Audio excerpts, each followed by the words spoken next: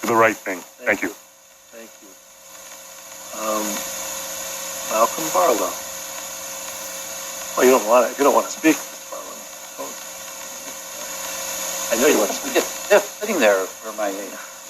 Thank you, Mr. Mayor. Malcolm Barlow, 627 Spring Street. I think you've heard that number before when Susan was talking. Thank you for listening to us.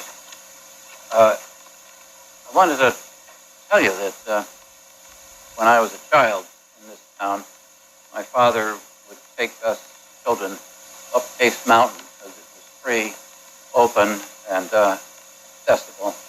And we had wonderful times. We didn't realize that he had to do that because he couldn't take us to Six Flags or whatever was the equivalent at the time. Great father, Boy Scout, etc. And we walked by the cabin many times, and it's dear to my heart. In listening to Mr. Bacchus talk about the options, he got to one that struck a chord with me. That was option number 6, which reminds me that when I was president of the land trust and the town had purchased the cabin for $325,000 for 2 acres, you got to know that you weren't buying the 2 acres for $325,000. You were buying the log cabin. It was an investment by taxpayers. And this board, as it was constituted then, voted to take it and spend that taxpayer money, $325,000 in 2006. What would that be today? Anyway, option number 6. As president of the land trust at that time, I wrote a letter to the town requesting that the land trust be considered a partner in managing the cabin one way or another. I'd like to develop a discussion. And I tried several other ways of getting contact with town fathers at the time. Jay Moran was not there. He is so accessible. But it was a little different then. Anyway, nobody ever got back to me in any way.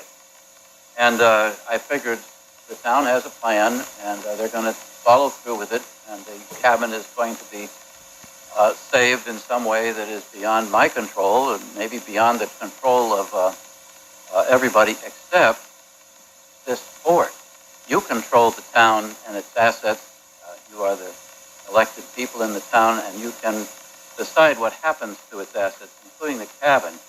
I'm hoping that you come back to my long-lost letter from 12 years ago and consider whether or not a partnership can be done, whether it's with the land trust or another entity or even an entity that's created. I've created a number of nonprofit entities in Manchester, and I created another one that would be focused on this cabin and negotiate with Mr. Barry and Mr. O'Neill easements and all those other things that had to be done in order to make that property work.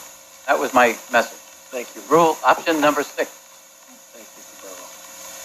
Option number 6. Terry Parla.